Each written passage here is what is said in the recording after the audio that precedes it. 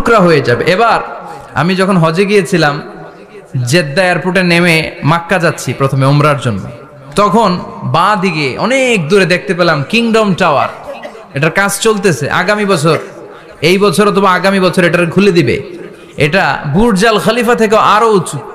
Burj আল খলিফা 818 metre উঁচু, আর এই kingdom tower 1000 metre উঁচু, মানে 1 কিলোমিটার উঁচু। কিয়ামতের ওই ঝাঁকুনি আর ভূমিকম্পের সময় এগুলো টিকবে একটাও? আরো যে টাওয়ার গুলো আছে, সাংহাই টাওয়ার,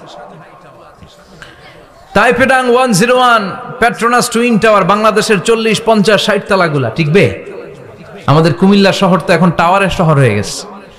একটা বড় ছাদের উপর থেকে কুমিল্লা শহরের দিকে তাকালে এটা কি কুমিল্লা না উত্তরা বুঝাই যায় না।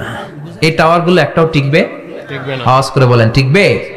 সে কথাই আল্লাহ বললেন, আল কারিআতু মাল কারিআতু ওয়া মা আদরাকা মাল কারিআ ইয়াউমা ইয়াকুনুন নাসু কাল ফারাশিল মাবথুস ওয়া তাকুনুল জিবালু কাল ইহনিল মানফুশ। কি দৃশ্য আল্লাহ আঁকলেন।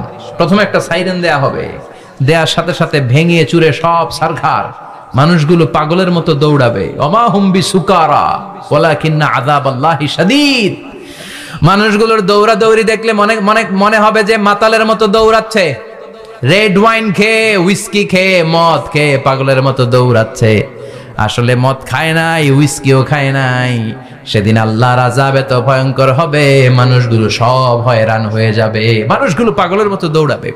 সাগরের পানিতে দাউ দাউ করে আগুন, স্যাটেলাইট ভেঙে খান খান, বিল্ডিং গুলো ভেঙে ভেঙে পড়ছে, পাহাড়গুলো ধ্বনিত হচ্ছে, গোটা বিশ্বব্যাপী বিকট আওয়াজ।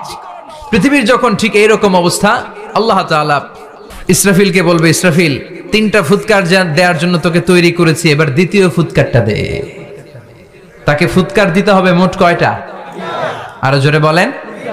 সে কেবল একটা দিয়েছে, এবার দ্বিতীয় ফুৎকার দিবে। দ্বিতীয় ফুৎকার যখন সে দিবে, মুহূর্তের মধ্যে